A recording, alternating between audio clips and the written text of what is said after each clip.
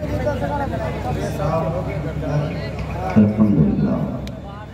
अल्हम्दुलिल्लाहिल्लज़ी अंज़लल क़ुरआन व नज़्ज़ल फ़ुरक़ान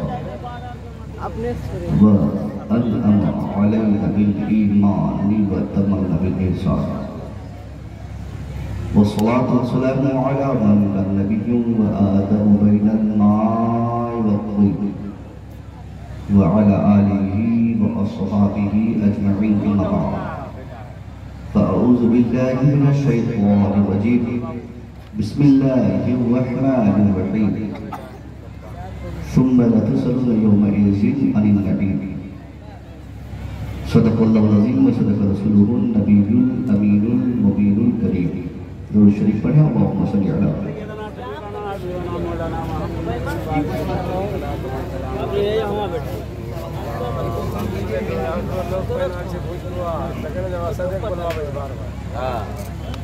पैना गाँव मधेपुरा, सहरसा, सुपौल, पूर्णिया, कटिहार, अररिया, किशनगंज अतराफ में मेरी नजर में अहले सुन्नत वल जमात का एक गाँव होने के बाद से सबसे बड़ा गाँव है। यहाँ के नौजवानों में बुढ़ापा, यहाँ के बच्चों में जवानी आसानी से आप महसूस कर सकते हैं। भाई मेरे सदर आलम और शहंशाह साहब और आपकी टीम के जो मुजम्मिल भाई दीगर अफराद हैं, इनका हुक्म हुआ कि हुजूर पीर तरीक़त की आमद होने को है। हज़रत के इस्तिक़बाल को लेकर हम लोग एक रोज़ा जलसे का एहतमाम करना चाहते हैं। हुजूर पीर साहब, चूँकि मैं खुद ही बहुत दिन से हज़रत को देखने की ख्वाहिश लेकर इधर उधर घूमता रहता, आज पहली मुलाकात होते ही दिल दिमाग सब में दे बैठा। बड़ी दुआएं अपने खादिमों को, मुरीदों को, मुसलमानों को, अजीज़ों को हजरत देते हैं। शहजादा हुजूर पीर तरीक़त सदर जलसा तशरीफ फरमा है। इनका हुक्म हुआ है कि हजरत वक्त काफ़ी गुजर चुका है, अब तक एक तकरीब हो जानी थी अच्छी और बेहतर। इनका हुस्न इत्तेफाक और इंतखाब था कि इन्होंने मुझे हुक्म दिया मेरी गुफ्तगू आप हज़रात 20 से 25 मिनट समाप्त कर लें। अगर आपको मेरी गुफ्तगू समझ में आने लगेगी तो वक्त मैं और आपसे मांग लूँगा। अगर बेचैनियाँ बढ़ने लगेंगी तो मुझे मालूम है मैं कहाँ से आया हूँ। हमारी बहनों से मैं गुजारिश करूँगा कि आपको जहाँ जगह मिले आप आराम से बैठ जाएं। बिला वजह इधर उधर घूमना आपके लिए बेहतर नहीं है। हमारे वो लड़के जो जलसे में आकर घूमने और चाय सिगरेट बीड़ी के ऊपर ज़्यादा तवज्जो दिए हुए हैं, उनसे मैं गुजारिश करूँगा कि आप भी आके खाली जगह को भर लें। इंशाअल्लाह आज मेरी गुफ्तगू इस निहत और तर्ज पर होगी कि आप में से हर एक को सरकार इमाम पाक यानी इमाम हुसैन के हवाले से जिस इरादे से आप यहाँ बैठे हैं, उस पूरे करबला के वाक़या का निचोड़ आपके ज़िंदा दिमाग पर उतारने की कोशिश करूँगा। हम और आप सब मुसलमान हैं, हमारा मजहब इस्लाम है। इस्लाम अपने अवाइद और शुरुआत से ही अपने मानने वालों से कुर्बानी चाहता है। इज़हार और कुर्बानी और सेक्रीफाइस से इस्लाम आज दुनिया का फेवरेबल और सबसे बेस्ट मजहब बना हुआ है। मेरे पैगंबर, हमारे पैगंबर मोहम्मद अरबी सल्लल्लाहु अलैहि वसल्लम की जिंदगी जब हम पढ़ते हैं, 63 साल जिंदगी में आपने इस्लाम को जिस तरीके से दुनिया के सामने एक इनकलाबी मजहब और दीन की हैसियत से आपने पेश करवाया था, 40 साल मेरे मुस्तफा उस 63 साल जिंदगी में बगैर किसी इंफॉर्मेशन के, बगैर किसी इत्तला के, बगैर आप बीती बताए आप जिस अरब के माशरे में जिस अरबी लोगों के शाना बशाना आपने रंग जिंदगी गुजारी, उस तारीख को जब हम मुताला करते हैं तो ये बात हमें बखूबी पता चलती है। मेरे नबी सुबह से शाम, फिर शाम से सुबह 24 घंटा अरब के जिन बदकिस्मत लोगों के साथ आपका उठना बैठना चलना फिरना तिलावत सारी चीजें होती रही।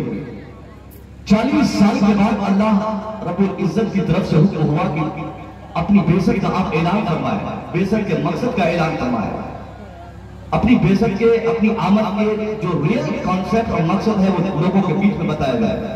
नबी करीम ने लोगों से कहा कि मैं तुमसे कुछ कहना चाहता हूँ। आप एक आवाज पर लब्बैक कहते हुए हजारों लोग जमा हुए पूरे सभा पर।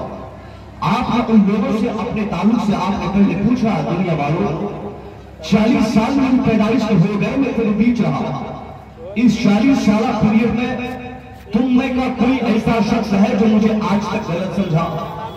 मैंने तेरे बीच चलना सीखा, फिर चला, तैयारी तक किया, सारा काम जो तुम आप अब तक करते रहे।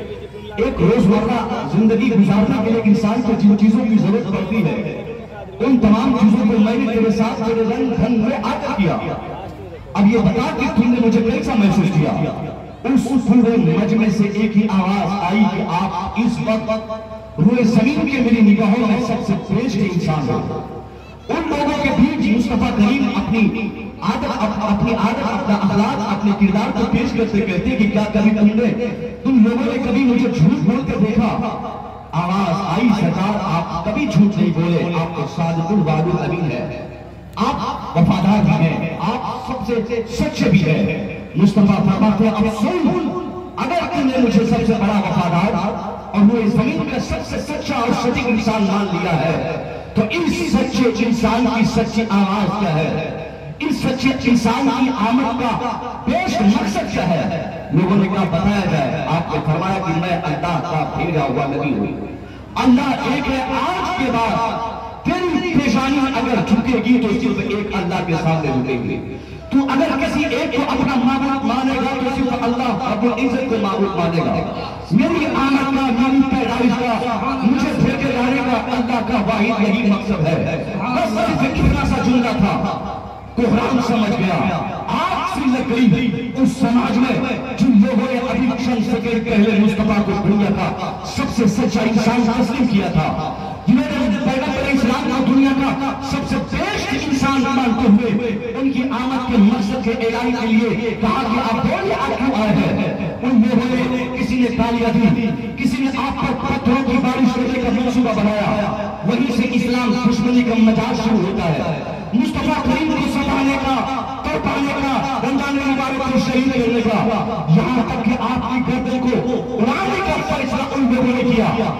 बहुत बात आज तक उस मजमे के बहुत सारे लोग ईमान लाए, मगर उस वक्त लोगों को बहुत बेकार लगा। अल्लाह ने फिर हुक्म दिया, मुस्तफा आप अपने घर के लोगों से बताइए, पहले अपने लोगों से तबलीग कीजिए, जो आपके रिलेटिव्स है, जो आपके रिश्तेदार है, जो आपके करीबी रिश्तेदार है, अरीसा है, अकरबा है, उन खानदान के अफराद को जमा करके उन तक मेरा पैगाम पहुंचाइए, मेरा तारुफ पेश कीजिए। अल्लाह के इस हुक्म की तामील करते हुए मुस्तफा करीम ने एक छोटा सा बच्चा जिसकी उम्र सिर्फ 13 साल की है, जो हमारे आपके मुश्किल कुशा मौला अली है, उनसे आपने फरमाया अली अल्लाह ने हुक्म दिया कि अपने रिश्तेदारों को, करीबी रिश्तेदारों को, अपने खानदान के अफराद को दीनी बातें अल्लाह की तरफ से जो हमें हुक्म मिला मैं उनको पहुंचाऊं। हज़रत अली से कहा हुजूर करना क्या होगा? क्या इसके लिए सिर्फ एक रास्ता है, तरीका है कि तुमको खाने पीने का इंतजाम करना होगा, चंद लोगों की रोटी का इंतजाम तुम करो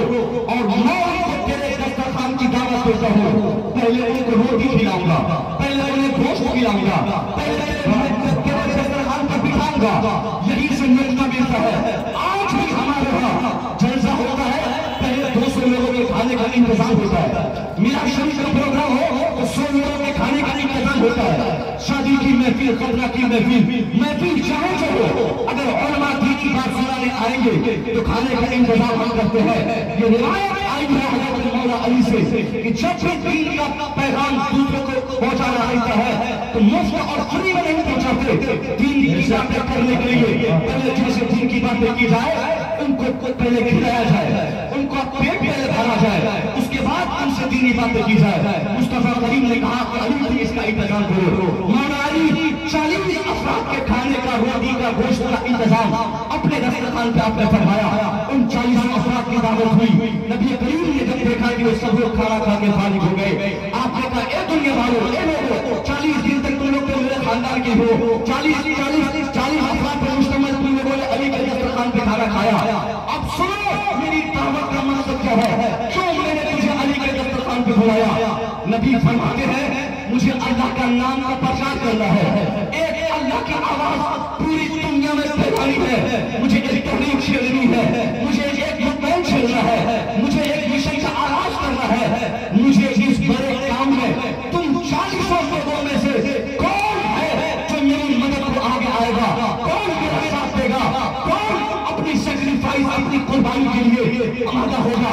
कसम खुदा की मुस्तफा करीम की दावत पर अली के दस्तरखान पे 40 अफराद जमकर रोटी और रोटी का मजा लिए, मगर नबी ने जब अपनी तहरीक के लिए, अपने मिशन के लिए, अपने काम के लिए, अल्लाह के दीन को फैलाने के लिए, अल्लाह के नाम के प्रचार के लिए, अल्लाह एक है कि आवाज बुलंद करने के लिए, अल्लाह के कानून को शरीफ का साबित करने के लिए नबी करीम ने जब आवाज लगाई कि कौन मेरी मदद करेगा, उन 40 अफराद में से उस वक्त किसी ने ये जुमला सुना होगी और कोई न कह सके कि मैं आपके साथ हूँ, मैं आपकी तहरीक के साथ हूँ, मैं आपकी मर्जी के साथ हूँ, मैं आपके काम के साथ हूँ।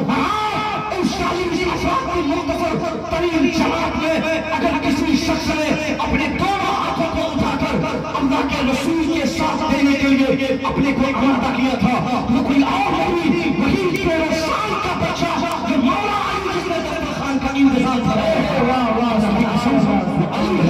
इंतजाम भी वही करे, नबी को साथ देने के लिए ऐसे नबी की हिमायत में भी खड़ा रहने की बात करे। हजरत मौला अली ने 13 साल में एक वादा किया था, हुजूर बोलिए करना क्या होगा, बोलिए चलना कहाँ होगा, बोलिए मरना कहाँ होगा, बोलिए कहनी कैसी है, बोलिए क्या फरमाइए। सिर्फ 13 साल की उम्र में हजरत मौला अली ने इस्लाम के मामले में नबी के साथ देने के लिए जो वादा किया था, इसी वादे के वफा के लिए सरकार मौला अली जब 23 साल के हो गए, हिजरत की रात में आराम कर रहे मुस्तफा के बिस्तर पे बेखौफ हुए हैं। सारी दुनिया सोच रही कि नबी का सर तन से जुदा कर दिया जाए, मगर मुस्तफा के बिस्तर पे बेखौफ अगर कोई सोया है तो वही 13 साल का बच्चा जिसने वादा किया था, उसी वादे को वफा करने के लिए 23 साल में मुस्तफा के बिस्तर पे आराम कर रहा है। अली का यही वादा था, इस वादे को वफा करने के लिए आज तक दुनिया खड़ा है मुस्तफा करीम के दीन के लिए, अल्लाह के नाम के प्रचार के लिए, शरीयत मुस्तफा की तहफ़्फ़ुज़ और बका के लिए, इस्लामियत को आगे बढ़ाने के लिए हज़रत मौला अली मुश्किल कुशा का डीएनए जहां चला गया, जिसके बदन में जिनके खून में हज़रत अली का डीएनए पहुंचा है, आज भी अल्लाह के दीन को बचाने का जज्बा दूसरे लोगों के मुकाबले में उनके दिलो दिमाग में बहुत ज्यादा है। वो अली की वफादारी थी, वो अली का वादा था, अली ने वादा किया और उस वादे के वफा के लिए आज अली का बेटा भी कुर्बान हो रहा है। सैयदा फातिमा के लाल कुर्बान हो रहे हैं। सरकार मौला अली ने जो वादा किया इस्लाम की तब्दीली के लिए, मैं कहना चाहूंगा मुस्तफा करीम ने 23 साल में, सिर्फ 23 साल इस्लाम का प्रचार आपने फरमाया, 23 साल में नमाज स्थापित की आपने, इसी 23 साल में हज की बात आपने की, इसी 23 साल का पीरियड में ज़कात फर्ज है का ऐलान भी आपने फरमाया, इसी 23 साल में रोजे का फर्जियत का ऐलान आपने किया। एक तहरीक चल पड़ी, एक मूवमेंट बन गया कि जो भी मुसलमान होगा और बालिग होगा, साहिब ईमान होगा, उनको ज़कात देनी होगी। अगर दौलतमंद है तो उनको हज कर ले, अगर वो रमजान शरीफ के महीने को पाता है, आखिर बालिग है, गैर मुसाफिर है, मर्द है तो रोजा रहे, और अगर इसकी हालत में है तो उस औरत के लिए भी रोजा रखना जरूरी है। ये इस्लाम का एक मूवमेंट बन गया, नमाज जरूरी, रोजा जरूरी, हज जरूरी और ज़कात जरूरी। इस तहरीक को आगे बढ़ाने के लिए मुस्तफा करीम के बाद सच्चा मोहतबर, जिसको दुनिया का सबसे बड़ा इंसान नबी के बाद माना गया, जिसे हम सिद्दीक़ अकबर कहते हैं, सिद्दीक़ को खलीफा बनाया गया। सिद्दीक़ अकबर 2 साल चंद महीने आप खलीफा रहे, आपने इस्लाम की भरपूर मदद की। आपके बाद फारूक आज़म आए, फारूक आज़म के बाद उस्मान गनी आए, उस्मान गनी के बाद मौला अली आए, मौला अली के बाद हज़रत हसन आए, हज़रत हसन के बाद इमाम पाक आए, इमाम हुसैन, हज़रत हसन के बाद हज़रत अमीर माविया आए। हज़रत अमीर माविया एक शरीफ मुक़द्दस साहब के रसूल का नाम है, सुने कौन से, एक बड़े बुजुर्ग सहाबी का नाम हजरत अमीर माविया। अमीर माविया के ताल्लुक से सरकार आला हजरत का कौन है, वही हमारा मसलक है, वही हमारा इस जमाने में सबसे बेस्ट बचने का रास्ता है। आज के जमाने में हमने कहा बहुत सारे ऐसे भी अफराद मिल जाएंगे जिनके अंदर जाहिरी एतबार से अली की मोहब्बत, हुसैन की मोहब्बत, फातिमा के अल्लाह की मोहब्बत भरी होगी, मगर उसके दिल के एक यहाँ वाले में एक ऐसे कोठरी में कहीं न कहीं हजरत अमीर माविया की बगावत रहती है, उनकी दुश्मनी रहती है। हमारा मसला जो मसले के आला हजरत है, जिस मसलक पर चलना इस वक्त गोया इस्लाम के तमाम रुकनों पर चलकर एक शहीद सुन्नी मुसलमान होकर गुजरना होता है। वो मसला कहता है कि अगर कोई शख्स अली का नारा लगाए और अमीर माविया को गाली देता हो, वो दुनिया का दूसरा आदमी तो हो सकता है, दूसरी बिरादरी का हो सकता है, मगर वो सुन्नी बिरादरी का नहीं हो सकता जो अमीर माविया को गाली देता है।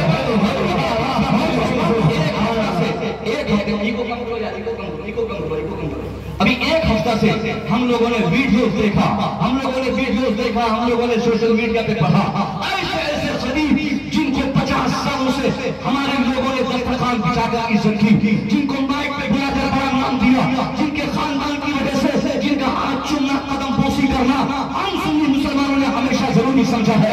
ऐसे लोग जो हमेशा कहते रहे कि मैं मसले के आला हजरत का फर्जंद हूँ, मगर जब पारी आ गई मसले के आला हजरत के ताल्लुक से ऐलान करने की, तो दबे लफ्जों में आज वो भी अपने घर पे बैठ के बोलता है।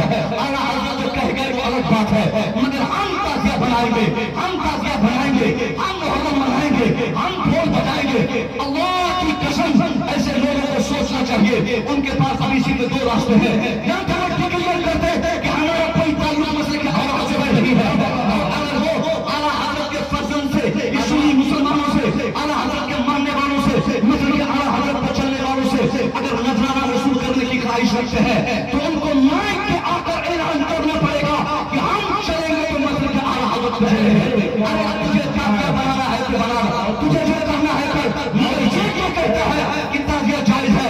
कोई भी आलिम, कोई भी मौलवी अगर आप ताज़िया बनाते हैं, वो नहीं रोक पाए आपको, अलग मीटर है, मगर वो कभी ये नहीं कह सकते कि ताज़िया जायज है, ताज़ियादारी ताज़ियादारी जायज है, ढोल जायज है, कभी नहीं कह सकते। आपको करना है अपने आप तबाह कर ले, अपने हाथ से कौन रोक जाता है? मगर आलिम जो होगा, मसलक का वफादार होगा, उनकी ज़बान अकेले में हो, तन्हाई में हो, भीड़ भाड़ में हो, खलवत में हो, जलवत में हो, उनका दामन पकड़ के पूछिए तो वही बेखौफ बोलेगा कि ताज़िया हज़रत इमाम पाक के ज़माने में, यानी आला हज़रत के ज़माने में भी आपने जो फरमाया था, उसी वही बात आज भी कायम है, इसमें कोई तब्दीली नहीं हुई है। मेरी बात वही हो गई मतलब आला हज़रत के ताल्लुक से। हमने मुहर्रम शरीफ के महीने को 18 बना दिया, हमने मुहर्रम के महीने में हज़रत इमाम पाक के बच्चों के कतरात जो गिरे थे शरीफ पर, उनकी अहमियत हमने फरामोश कर दी। हमने शराब पीकर, हमने ताड़ी पीकर, हमने ढोल बजाकर, हमने निशान डाल के, हमने अखाड़ा निकाल के, हमने तलवारबाजी करके, हमने हुसैन के बच्चों के खून की कीमतें को वायदा कर दिया और कहने को हम सुन्नी बच गए। भाई आपके खतारी की मसलक के साथ, आपके खतारी की मसलक के साथ, आपके खतारी के मसलक के साथ हम आजाद नहीं है। हमारा जो मसलक है उसे मसलक के आला हज़रत कहते हैं। आला हज़रत की ज़ियारत पर 100 जान कुर्बान, 100 साल पहले आला हज़रत ने जिन चीजों को हराम किया था, हराम माना था, हदीस कुरान की रोशनी में हराम का ऐलान किया था, आज जरूरत पड़ गई। ताज़िया बनाते बनाते हमारे बच्चे बुजबस्ती कर बैठते हैं, ताज़िया बनाते बनाते घोड़े की तस्वीर, घोड़ी की तस्वीर, हाथी की तस्वीर, ये सारी चीजें वो नक्श कर देते हैं। इसलिए आला हज़रत ने 100 साल पहले मना किया था कि ताज़िया मुरवजा, ताज़ियादारी ये हराम है। मुरवजा का मतलब जिसकी रिवाज चल पड़े, मगर आज इस जमाने में मुरवजा हो, गैर मुरवजा हो, हम अपने मुताले की बुनियाद पर कह सकते हैं कि हम तरह की ताज़ियादारी करें। हमारी जमात के एक मौलवी साहब से ढोल के बारे में बोल दिया किसी महफिल में, तो अभी एक वीडियो हमने देखी कि उसको पुलिस एफआईआर करके उनको जेल भेज दिया गया। एक साहब ताज़िया के बारे में बोले, उन पर केस कर दिया गया। एक साहब फोन के जा रहे थे, उनको कान पकड़ के चंद लफन के किसी के लोग उठक बैठक कराने लगे कि अब कभी बोलेगा कि तुम ढोल लेकर जाना। अब बताइए, मौलवी है ना हम लोग आलिम है, 12 साल तक हम लोगों ने मदरसे में तालीम पाई, पीरों की, आलिमों की, हाफिजों की खिदमत करके, दाल रोटी खा के, माँ बाप की मोहब्बतों को तैयार देकर हम लोगों ने अपने वतन, अपने घर वाले, दादा दादी के प्यार मोहब्बत को बचपने में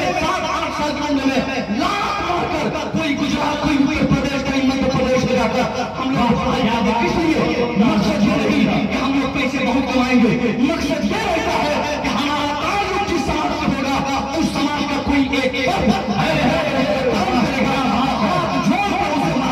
कोशिश करेंगे, उसे रोकने की कोशिश करेंगे।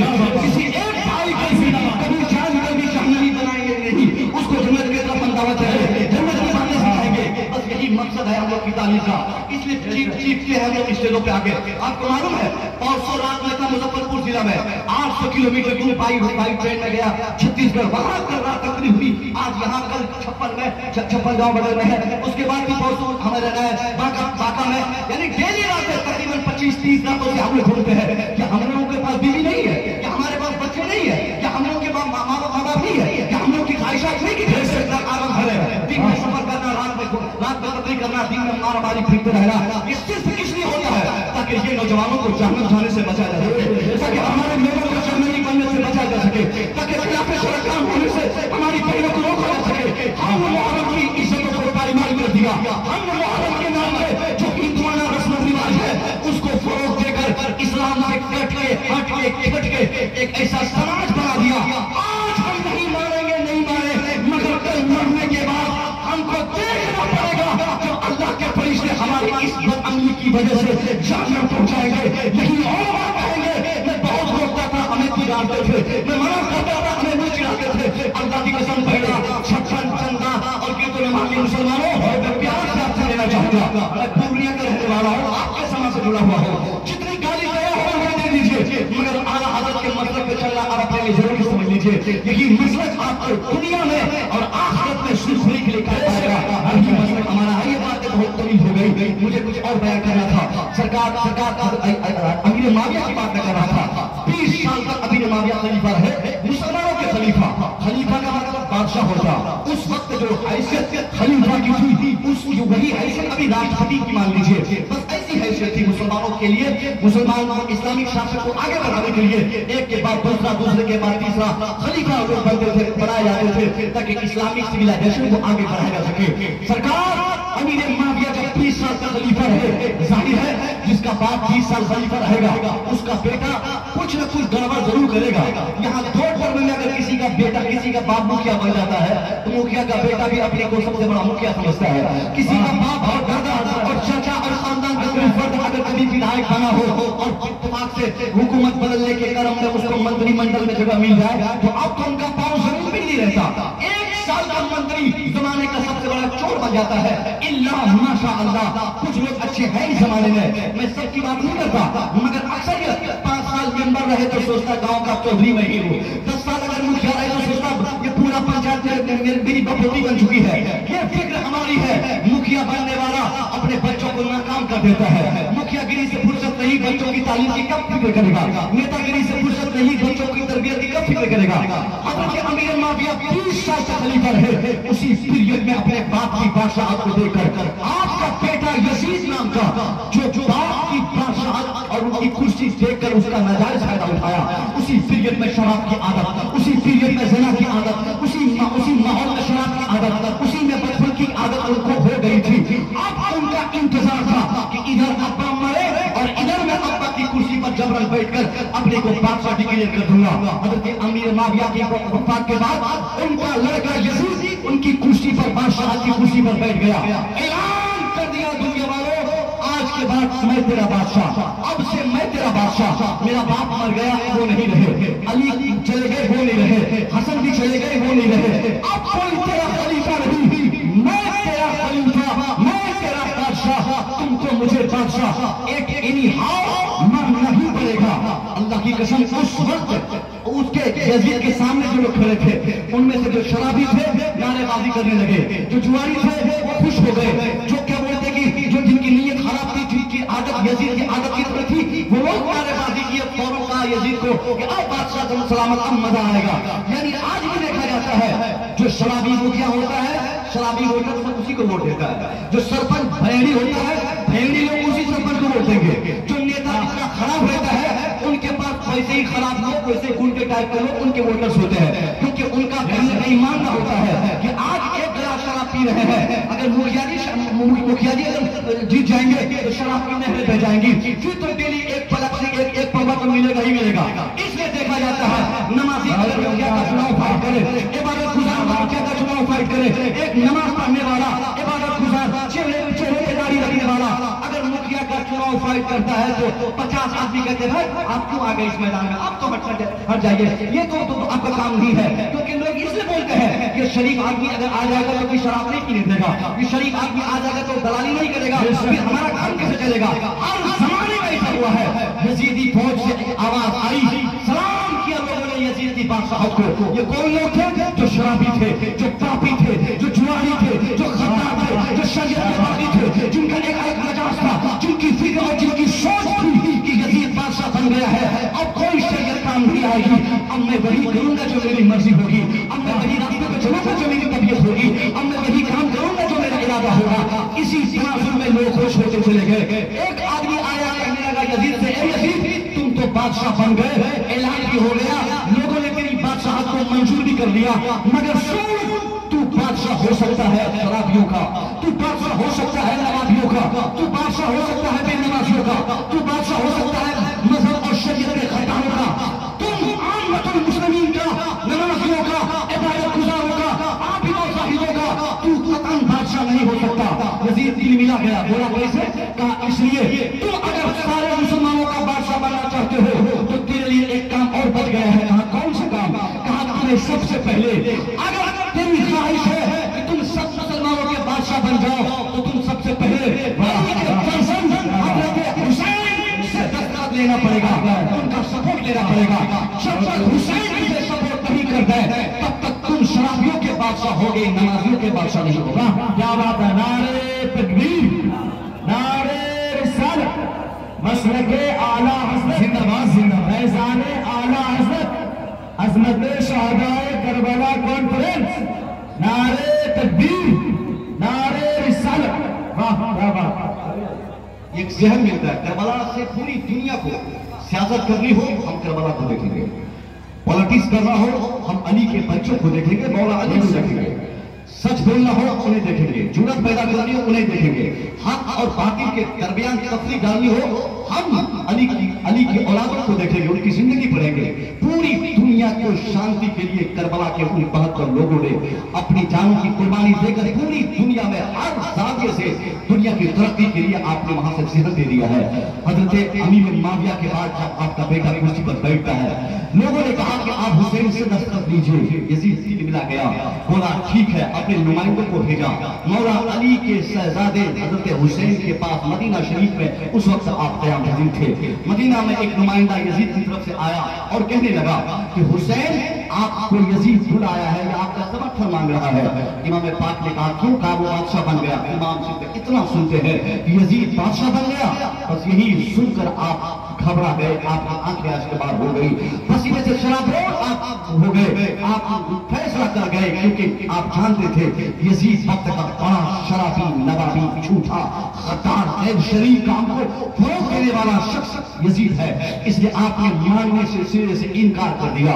यजीद को खबर हुई कि हुसैन आपको सपोर्ट नहीं करेंगे, आपकी कुर्सी को तस्लीम नहीं करेंगे। यजीद फिर कहा कि अगर हुसैन नहीं मानेंगे तो उनको कह दो कि मरने के लिए तैयार हो जाए, हम मदीने पे चढ़ाई करेंगे, मदीने की ईंट से ईंट बजा देंगे, वहां खूनरेज़ी आम कर देंगे, वहां कत्ल क़ताल को आम कर देंगे। बस इतनी बात कहकर अपने नुमाइंदे को भेजा।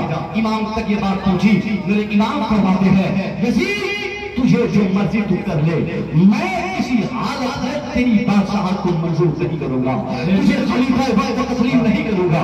बार बार यजीद परेशान डाल रहा है। मेरे आका हुसैन मदीने में है तभी हुदूद लिखे जा रहे हैं। आका हुसैन बचने के लिए और मदीने की जमीन को खून से बचाने के लिए, झगड़ा झंझट से अलग करने के लिए अपने आप को आपने मदीने से मक्का का सफर किया, आप मक्का शरीफ ले आए। जब आप मक्के में रहे तब भी हुदूद लिखे गए, मक्का से कूफा आए तब भी आपसे कहा गया हुसैन अपना हाथ दीजिए, हुसैन अपना हाथ दीजिए, हुसैन अपना हाथ बढ़ाइए, हुसैन अपना समर्थन वाला हाथ दीजिए, हुसैन अपना सपोर्ट दीजिए। मैं कहना चाहता हूँ हर जाविये से मेरे आका हुसैन ने इनकार किया। आपसे कहा गया अगर आप अपने हाथ नहीं देंगे तो भतीजे को मरते हुए देखना पड़ेगा, भांजे को तोड़ते हुए देखना पड़ेगा, अब्बास की लाश पे घोड़े दौड़ेंगे, इसे देखने की जरूरत आपके अंदर आए तो ठीक है। इमाम फरमाते हैं सूरत हाल ये बनती है, आप फरमाते हैं हाँ इब्ने ज़ियाद तेरी मर्जी तू जो जो चाहे कर, भांजा कुर्बान करे करना पड़े कर दूंगा, भतीजा कटवाना पड़े कटवा दूंगा, बेटा मरवाना पड़े मरवा दूंगा, अपनी गर्दन कटवानी पड़े कटवा दूंगा, मगर यजीद के नापाक हाथ पर मैं अपना ये मुबारक हाथ कभी नहीं रखूंगा। आका हुसैन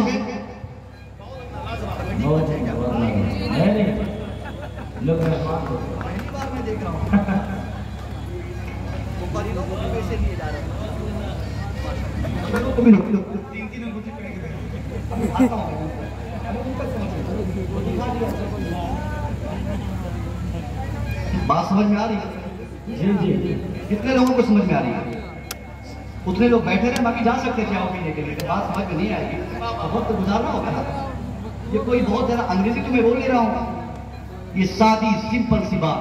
साउंड सिस्टम थोड़ा ये डिफर है, दिक्कत दे रहा है, आवाज बहुत ज्यादा गूंज रही है। मामूली बात भी गूंज और इको के साथ निकल रही है, जिसकी बुनियाद पर जाहिर है अल्फाज सही से अगर सुनाई नहीं देंगे तो समझने में परेशानी तो होगी। मगर मैं तस्लीम कर रहा हूँ इस अंदाज में कि इसमें मैं ईमानदार था, मैं ईमानदारी से अपनी बात रख रहा हूँ। नहीं समझ में आ रही आपको कि ये आपकी परेशानी है, और माइक वाले भाई साहब को कहेंगे अभी भी आप इको बंद कीजिए, मेरे लिए 1 पॉइंट कम ही कर दीजिए और भी इको, ताकि लोगों को आवाज समझ में। ऐसा मैं नाक खा थोड़ी हूँ। असद खान साहब पढ़ रहे थे तो जितना इको आपको डालना था डाल दिए, क्योंकि उसमें तो आपको समझना कुछ है नहीं, सिर्फ आवाज सुननी है कि असद भाई कैसे पढ़ रहे हैं, वो कह क्या रहे हैं, इससे भी कोई मतलब नहीं है। सिर्फ आवाज और तरन्नुम की ख्वाहिश की तकमील को लेकर आप जलसे में आते हैं। असद भाई का नाम से तो इश्तिहार में आना चाहिए, पर भीड़ लग जाती है नौजवानों की। ये 3 अंगूठी लेकर 10 रुपया लेकर जो मेरे पास आए थे, ये सिर्फ मेरी वजह से थोड़ी आए। 10 रुपया देकर ऐसे ही पता नहीं क्यों आ गए मेरे पास। इनका मकसद ही था कि मैं असद भाई को सुनूंगा। मैं आते ही मैंने कई लोगों से पूछा, बोला असद भाई आ गए। अब मुझे नहीं कह रहा कि आप आए, कब आए, कहां से आए, कैसे आए, कहां आए, वो सिर्फ यही बोले कि असद भाई आ गए, असद भाई आ गए। ये मोहब्बत सलामत रहे, अच्छी बात है। हमारी जमात के असद इकबाल साहब एक बहुत बड़े शायर हैं। ऐसे शायर मसले के आला हजरत के मानने वाले और मसले के आला हजरत की तबलीग करने वाले इस वक्त मिंबर पे बहुत कम पाए जाते हैं। उनमें से अकेले का शायर असद इकबाल साहब है। ये हमारे पीर साहब किबला तशरीफ फरमा है, अली रजा रहबर साहब, ये बड़ी अच्छी निजामत इनकी होती ही है।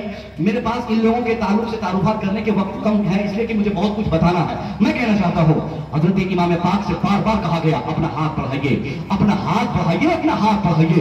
मेरे इमाम ने हर लिहाज पर हाथ देने से इनकार किया। नतीजा दुनिया ने देखा, एक एक करके मेरे इमाम के बच्चों को तड़पाया गया। किसी को भूखे, किसी को प्यासे, किसी का हाथ काट के, किसी के सीने को जख्मी करके, किसी की आंखों को जख्मी करके, किसी के सीने में भाले मार के तड़पा कर बहत्तर लोगों को मार दिया गया। मगर तारीख बताती है 1 सेकेंड के लिए भी मेरे इमाम और या इमाम के किसी चाहने वालों का कदम 1 सेकेंड के लिए रिवर्स नहीं हुआ, पीछे नहीं हुआ। आप हर महाज पर एक तबलीग के तौर पर बताते हुए आप काम करते रहे कि हर निहज पर आप अपने हाथों की हिफाजत आपने की। और फिर आखिर में दुनिया ने क्या देखा, जब एक वक्त आया सबकी शहादत हो गई। इमाम पाक को चारों तरफ से दुश्मनों ने तीरों की बारिशों से घेर लिया। बदन का कोई हिस्सा ऐसा नहीं जहां मेरे इमाम का जख्मी नहीं हो। इमाम पाक समझ गए कि अब मेरा वक्त आखिरी आ गया है। सजदे शुक्र की नीयत से अपनी पेशानी को आपने जमीन पर रगड़ना शुरू किया। अल्लाह तेरा शुक्र है कि अब तेरे मजहब की हिफाजत के लिए, तेरे नबी की शरीयत को तहफ्फुज देने के लिए, इबादत के लिए अल्लाह मेरे पास कासिम था, मैंने मरवा दिया। मेरा अब्बास था, उसको भेज दिया। मेरा अली अकबर था, मैं कुर्बान कर दिया। एक छोटा बच्चा मेरा अली असगर था, उसे मरवा दिया। अल्लाह अब मेरी बारी आई है, अब चंद सेकंड बाद मैं खुद तेरे पास, तेरे हबीब के पास जाने को हूँ। मगर अल्लाह तेरा शुक्र है कि तूने मुझे सब्र के जिस मैदान पर पांव रखवाया था, उसी मैदान पर मैं अभी तक सब्र कर रहा हूँ खड़ा होकर। अल्लाह मेरे पांव में एक जर्रा बराबर भी कोई ऐसी हिचकिचाहट नहीं आई या मेरे किरदार से कि मैं यजीद की बात मान जाऊं। अल्लाह तेरा शुक्र है जो तूने ऐसे मरने का हौसला दिया, शरीयत पे चलने का जज्बा दिया।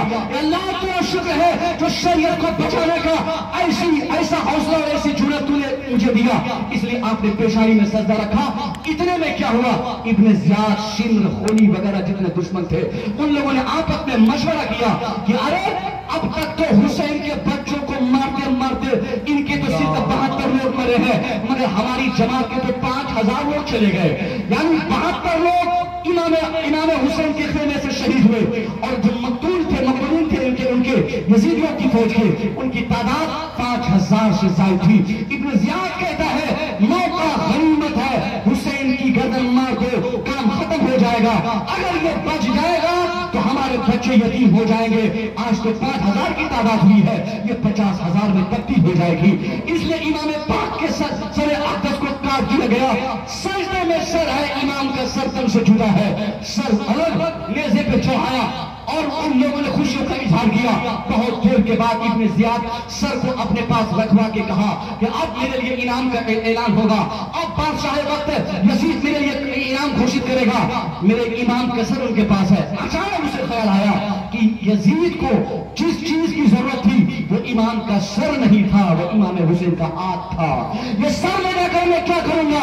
यजीद की फौज में से लोगों ने मशवरा किया कि अगर हम लोग बादशाह यजीद के पास हुसैन का सर दिखाएंगे तो हो सकता हो बादशाह बिगड़ जाए।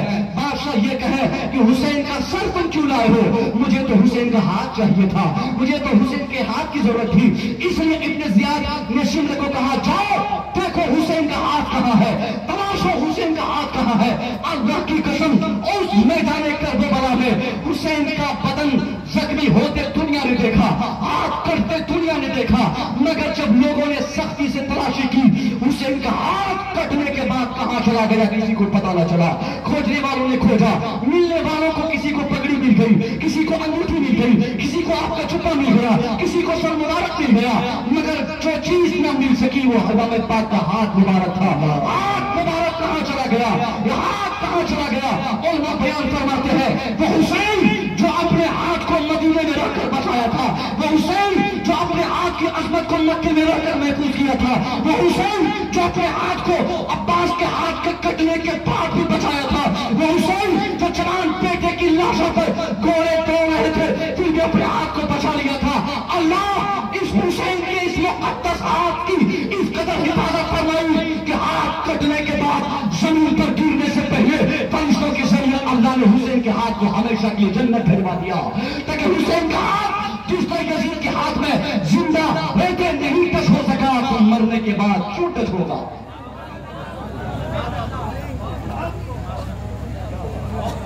कोई आ रहा है क्या? किस बात?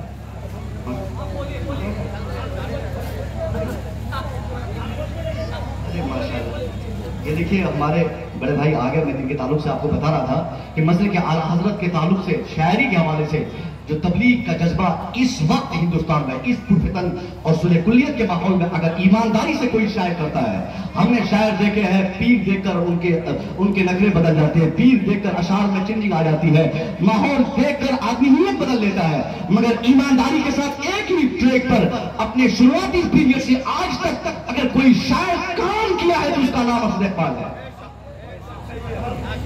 कोई आ जाए, आला हज़रत का दामन हमेशा आला हज़रत के दामन से जुड़े रहते हैं। मेरी बात तवील हो जाए, मैं कह रहा था इमाम पाक के हाथ मुबारक को बचा लिया गया। ये हाथ की अजमत है। आप जब करबला का वाकया पढ़ेंगे, समझेंगे, जानेंगे तो आपको बात समझ में आएगी। मेरे पास वक्त कम है, मुसलमानों से मैं गुजारिश करूंगा, हुसैन की अजमत को सलाम, हुसैन की शहादत को सलाम। आज हमने ढोल ताशी के नशे में इमाम पाक की अजमतों को फरामोश कर दिया।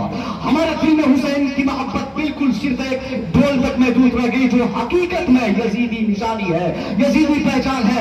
मैं उम्मीद करूंगा कि हमारे उलमा अगर इसके इस ट्रैक पे काम करेंगे तो आने वाले 2-4-10 सालों के बाद हमारे बच्चों में ये फितरत जो गड़ गई है ये खत्म हो जाएगी। हमारे बच्चे आजाद होकर एक सही सुन्नी मुसलमान बनकर सामने आएंगे, मतलब कि आला हज़रत को वफादार अपने को साबित करेंगे। हमें काम करने की जरूरत है। आका इमाम हुसैन की अजमत क्या है आज मुसलमानों से ज्यादा हिंदुओं को मालूम है। हिंदू चूंकि हमारे गैर मुस्लिम भाई हैं, वो हमारे वतन के साथी है, हमारे मुल्क में साथ रहते हैं, इसलिए उनको जानना जरूरी होता है कि क्यों हर साल ये मुसलमान हुसैन का नाम लेते हैं। इसी तनाजुर में हमारे गैर मुस्लिम भाइयों को हुसैन की अजमत पढ़ने का शौक पैदा हुआ। जब भारत आजाद हुआ था उस पीरियड में, आजादी के बाद एक व्यक्ति जो सबसे ज्यादा पूरे हिंदुस्तान में अपनी इल्मियत की बुनियाद पर, अपनी फनकारी की बुनियाद पर, अपनी जवामर्दी और बहादुरी की बुनियाद पर पूरी दुनिया में सर्वा नेता माना गया था, तो उस व्यक्ति को मिस्टर गांधी कहा जाता है। गांधी आज भी आजाद भारत में मरने वाले नेताओं में से सबसे ज्यादा सटीक पढ़ा लिखा नेता अगर भारत का कोई रहा है तो कोई और नहीं, गांधी रहा है। अफ्रीका से हिंदुस्तान तक अपने कई तरीका के जरिए अंग्रेज जैसे बुजदिलों को, अंग्रेज जैसे लोगों को हिंदुस्तान से भगाने पर जिस व्यक्ति ने अपनी तरीका के जरिए मजबूर किया है उसी का नाम मिस्टर गांधी है। गांधी जब हिंदुस्तान आजाद किया बहुत ज्यादा ऑथोराइज हो गया, बाख्तियार हो हो गया, जिसको देख लिया वो नेता बन गया, जिसकी तरफ में उंगली उठा दिया वो मुख्यमंत्री बन गया, जिसको चाह लिया प्रधानमंत्री बन गया। अब इसी इख्तियार को देखकर चंद बदमाश उनके चंबर में आकर उनसे गुजारिश किया कि गांधी जी आप तो अथोराइज्ड है भारत के, मैं चाहता हूं कि आप इस हिंदुस्तान से इस्लाम हटवा दें। 2 लाइन आप लिख देंगे, आपकी तहरीर संविधान में तब्दील हो जाएगी, आपकी बात संविधान मानी जाएगी। इसलिए गांधी को लोगों ने कहा कि आप एक संविधान अपने आप में है, आप जो बोले वो संविधान, आप जो सोचे वो संविधान, आपकी तहरीर संविधान, आपके स्टेटमेंट संविधान, आपके बयानात संविधान। इसलिए आपसे गुजारिश है कि आप 2 लाइन और लिख दीजिए कि इस भारत में कोई ईमान वाला नहीं रहे, कहीं मस्जिद से आजान की आवाज नहीं आए, कोई नमाज पढ़ने वाला अपना पांव इस हिंदुस्तान में न जमा सके। इसलिए गांधी के पास कंप्लेन किया गया। गांधी थोड़ी देर के लिए घबरा गए कि हो क्या करूं मैं, क्या करूं। कलम उठाया, अब लिखेगा तब लिखेगा। चूंकि गांधी का ताल्लुक इल्म से है, इल्म दोस्त व्यक्ति है मिस्टर गांधी। किसी फैसले को करने से पहले जो साहिब इल्म होते हैं वो 50 बार सोचते हैं इस फैसले के नतीजे क्या होंगे, इसके गलत असरात क्या मरतब होंगे, दूसरों पर इसके क्या रिजल्ट पड़ेंगे, क्या इफेक्ट होंगे। इसलिए गांधी उन जाहिल नेताओं की तरह नहीं जो रात में नींद से बेदार होकर पैसा बंद होने का ऐलान करते, उन जाहिल नेताओं की तरह नहीं जो लॉकडाउन को फायदेमंद बता दे, फायदेमंद बता दे। मगर गांधी चूंकि एक पढ़ा लिखा व्यक्ति है, उसने कहा कि हाँ पहले मैं पढ़ता हूं, तुम लोग जाओ, मुझे पहले सेपरेटली पढ़ने दो, मैं इंडिविजुअली इस्लाम पढ़ना चाहता हूं, इंफरादी तौर पर इस्लाम जानना चाहता हूं, तुम अपना काम करने जाओ, 1 महीने का मुझे टाइम दो, इस 1 महीने के अंदर मैं पहले इस्लाम पढ़ूंगा। अगर इस्लाम में मुझे कोई कमी नजर आएगी, जैसा तुम कह रहे हो कि इस्लाम आतंक फैलाता है, इस्लाम जुल्म फैलाता है, इस्लाम कत्ल कताल को प्रमोट करता है, इस्लाम ज्यादती करता है, मुसलमान ज्यादती करते हैं और इस्लाम के मानने वाले खून रेज़ों को आम करते हैं, अगर तेरी बात सच्ची है तो पहले मुझे पढ़ लेने दो। अगर वैसा ही है जैसा तुम कह रहे हो तो जरूर मैं 2 लाइन नहीं, मैं 10 लाइन लिखकर हिंदुस्तान से साहिब ईमान का खात्मा हमेशा लिखकर दूंगा। मगर गांधी ईमानदार व्यक्ति, ईमान बमाने वो ईमानदारी जो आम हालात में हम लोग बोलते हैं। गांधी अपने अंदाज में मुताला शुरू किया, अपने स्टडी मेज पर इस्लाम और इस्लाम के पैगंबर और इस्लाम के जो मुजाहिदीन है उनसे रिलेटेड चंद किताबों को मंगाकर मुताला शुरू किया। पहले इस्लाम के पैगंबर की जिंदगी पढ़ा, आपके बायोग्राफी को पढ़ा, आपकी जवानी को पढ़ा, आपके बुढ़ापे को पढ़ा, आपके बाद सिद्दीक़ अकबर की खिलाफत को पढ़ा, हज़रत फारूक आज़म की जिंदगी को गौर से पढ़ा, उस्मान गनी के लाइफ सिस्टम को पढ़ा, हज़रत मौला अली को पढ़ा, हज़रत इमाम हसन को पढ़ने के बाद इमाम हुसैन की जिंदगी और शहादत तक पहुंचते पहुंचते उसका वो गांधी, मिस्टर गांधी हाउस में आया। अब वो कलम जो पहले उसने उठाया था इस्लाम के, मुसलमानों के इस्लामिक माहौल के खिलाफ लिखने के लिए, अब फिर दोबारा उठाता है, हाउस में आता है, आवाज लगाता है। वो लोग कहां भाग गए जो मेरे चैम्बर में आकर इस्लाम और मुसलमानों के खिलाफ बकवासी कर रहे थे। वो लोगों को बुलाया जाए। मैं 1 महीने से इस्लाम पढ़ रहा हूँ, 1 महीने से इस्लाम मुताला कर रहा हूँ, मैंने इस्लाम के पैगंबर की जिंदगी पढ़ी, इस्लाम के पैगंबर के खुलफा के हालात पढ़े, उसके बाद आपके नवासे के सिस्टम को पढ़ा, उनकी शहादत को पढ़ा। अब गांधी सच्ची आवाज एक बेहतरीन स्टेटमेंट की सूरत में निकालते हुए लिखता है और जबान से पार करते हुए कहता है, ए दुनिया वालों, आज तक तुम लोगों ने जिस इस्लाम की बातें की है और जिस इस्लाम को दुनिया के सामने पेश किया है वो इस्लाम कोई और इस्लाम है।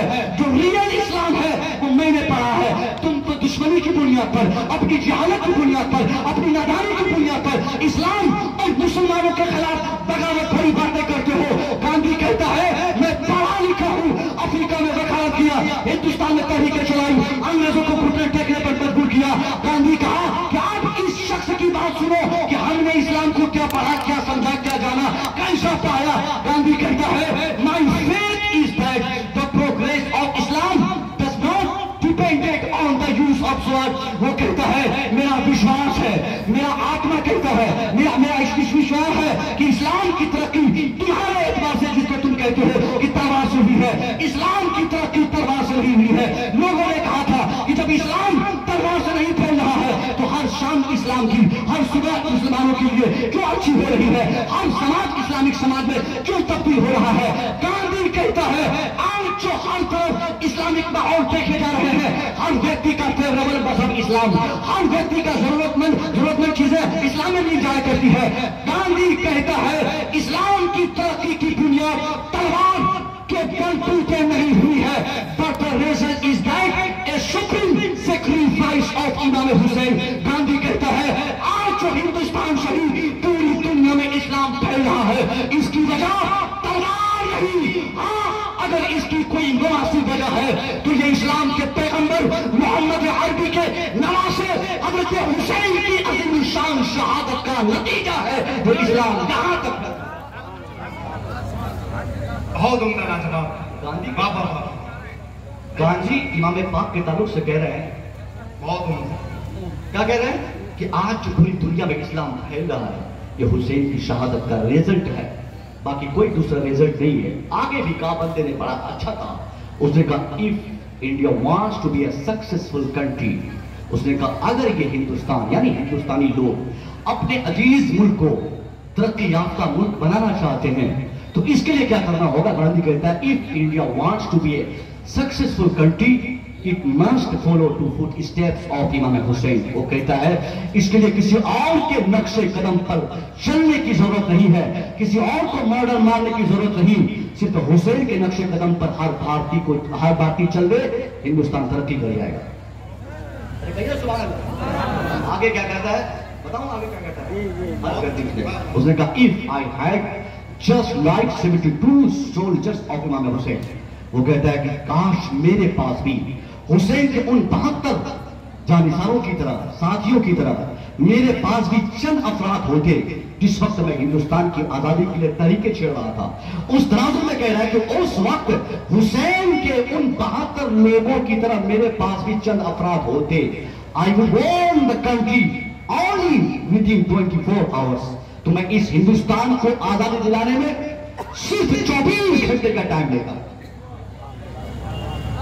और ये हवा में बात नहीं कर रहा हूं, आप गूगल से पूछ लीजिए, सबके पास मोबाइल है, सबके पास एंड्रॉइड सिस्टम है, आप उससे पूछ सकते हैं अपनी जबान में। आप कहेंगे कि हुसैन के ताल्लुक से गांधी का क्या कॉन्सेप्ट है, गांधी ने हुसैन के बारे में क्या कहा है, या उनके ख्यालात क्या है, ये सारी चीजें लफ्ज ब लफ्ज आपको गूगल बाबा बता देगा। ये आपकी ईमानदारी पे आप चेक कर लीजिएगा। हमें यकीन है कि आप, मैं जो बताया मुझसे ज्यादा एतमाद आप गूगल पे नहीं कर सकते हैं। हम जो बता चुके, हम आपके खादिम हैं, हम एक मौलवी हैं, हमारे उलमा जो बता दें उनको समझ लीजिए कि वही सच है, वो हमारे उलमा जो बता रहे हैं। जो वो साहब जो खिलाफत पाते हैं मुहर्रम के महीने में, हमारे इधर भी खिलाफत बांटी जाती है, हर 2 साल 3 साल के बाद गांव का खलीफा बदला जाता है। अब तो हालत ये हो चुकी है साहब की, जो जितना बड़ा मक्कार इंसान है, जो गांव का सबसे बड़ा भयंकर और शराबी आदमी है, उसी को हम लोग अपने मुहर्रम के अखाड़े का खलीफा बनाते हैं। वो नहीं देखता कि हाजी साहब कहां है, वो नहीं देखता कि कोई नमाजी को तलाश करे, किसी आलिम को खोजे, अगर कोई आलिम दस्तयाब हो जाए तो ये फर्जी ही सही, कम से कम आलिम को तो खलीफा मानो। अरे फर्जी काम कर रहा है, करबला फर्जी, ये नाटक फर्जी, ये मोहब्बत फर्जी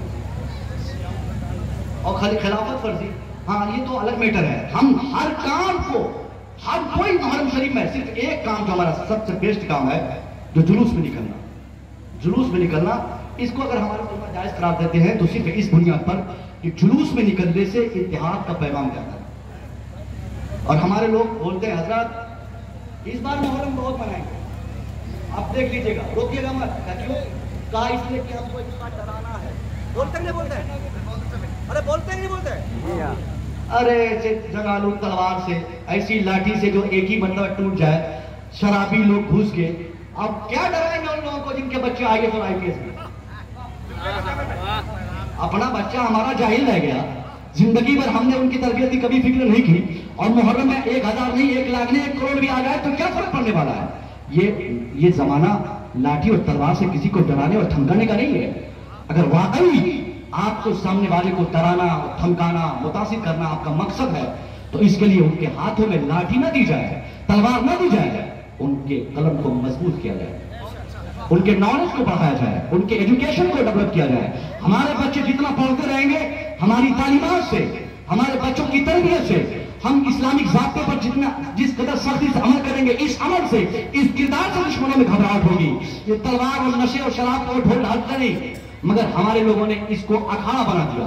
जुलूस और अखाड़े में बुनियादी फर्क है। जहां शराबी जाए वो अखाड़ा होता है, जहां कूदने भागने वाले जाए वो अखाड़ा होता है। और ढोल 10-10 किलो का, असद भाई हमारे इलाके में कभी बुलाऊंगा 10वीं के दिन आपको, देखिएगा 10-10 किलो का ढोल वो उठा लेता है जो 5 किलो की औलाद और बच्चे की खिदमत कभी नहीं कर सकता। 10 किलो का ढोल और 1-1 किलो का चोप बोलते हैं उसको, ऐसा कूदता है मालूम पड़ता है इनसे बड़ा हुसैनी तो इस गांव में कोई है ही नहीं। अगर कोई मौलवी साहब चले जाएंगे सामने, हाजी साहब चले जाएंगे सामने, तो वो खुद कहेगा हजरत या आप यहाँ से हटिए, आज एकदम दिखा देना है, आज हमको करबला जरूर जाना है, करबला दूर है जाना जरूर है। और वह नशे में दो चला के करबला, मार फैटा फैटी लता लाती तलवार चलाया, अपने दोस्तों को, यारों को, भाइयों को और गांव वालों को मार दिया। ये कहां गई हमारी सोच? हमने, हमारे उलमा ने जुलूस में शिरकत की इजाजत हुसैनी जुलूस में इसलिए दी थी ताकि हमारे जुलूस से दुनिया को इतिहास का कॉन्सेप्ट समझ में आए।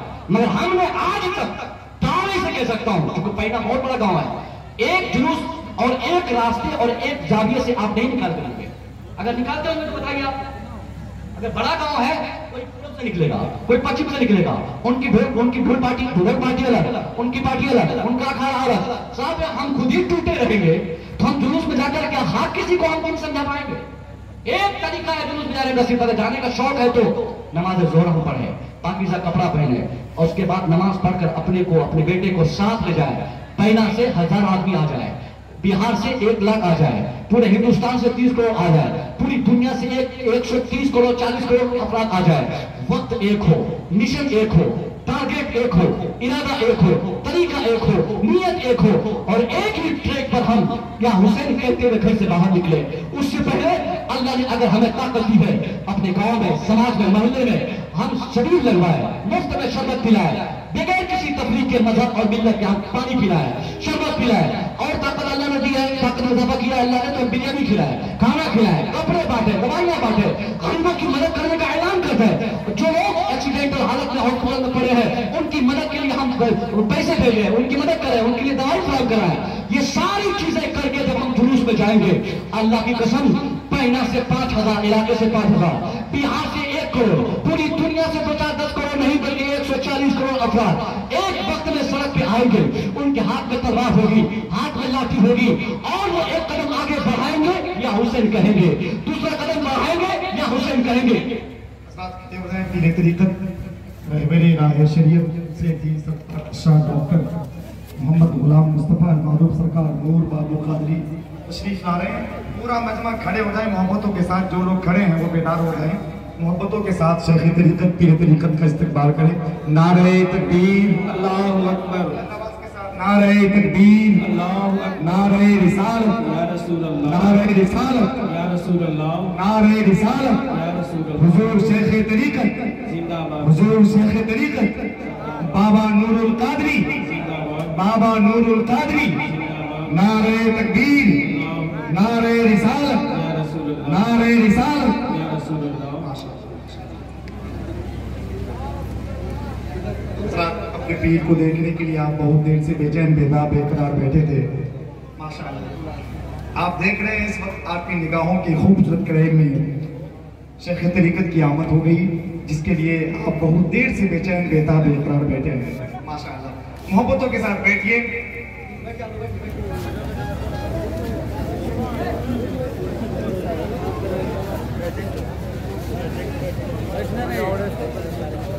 हुजूर शेख तरीकत तशरीफ ला चुके हैं। अब ये स्टेज, ये पूरा मजमा पहले से ज़्यादा मजबूत हो गया। साहिब तरीकत की जब आमद होती है तो इससे हमारे हौसले बढ़ते हैं। आप हजरत के चेहरे को देखें, दीदार करें हजरत का और मेरी बची की बातें सुने। 2-3 मिनट में मैं अपनी बातें खत्म करता हूँ। मैंने क्या कहा, जुलूस में जब इस इरादे से हम शरीक होंगे, 140 करोड़ अफराद एक साथ अगर मैदान में निकले, कुछ दूसरा काम ना करे, किसी को तकलीफ नहीं दी जाए, किसी को तलवार भाले दिखाकर धमकाया न जाए, एक एक कदम पर या हुसैन हम सिर्फ कहते जाए, सिर्फ या हुसैन कहते जाए, आगे बढ़ते जाए। फर्जी ही सही करबला जो हमारे गांव में, वहीं अगर जाना मकसद हो, वहीं तक जाकर हमें घूमना मकसद हो, हम हर कदम पर या हुसैन कहें। आज तक जिस शख्स ने मुसलमानों को और इस्लाम को नहीं समझा है, वो भी देखकर हैरत करेंगे कि ये क्या हो गया है। आज हर मुसलमान अपने घर से बाहर क्यों है? सबके हाथ में तलवार है, लेकिन ये तलवार चल क्यों नहीं रही है? लाठी है मगर ये किसी को तकलीफ क्यों नहीं दे रहे हैं? ये मुसलमान कर क्या रहे हैं, जा कहां रहे हैं, करना क्या चाहते हैं, बोल क्या रहे हैं? और वो लोग जब घर से बाहर आएंगे, उनको उनकी निगाहें देखेंगी कि मुसलमान जहां जहां रहता है, हर आबादी में सबील का इंतजाम किया गया है। गरीबों को, मिस्किनों को, भूखों को खिलाने का बेहतरीन बंदोबस्त किया गया है। और मुसलमान सड़कों पे हजारों लाखों करोड़ों की भीड़ में भी किसी को तकलीफ नहीं दे रहा है। गरीबों मुस्लिमों की इज्जत और एहतराम के बाद मुसलमानों का ये रवैया दुश्मनों को बहुत ज्यादा मुतासिर करेगा।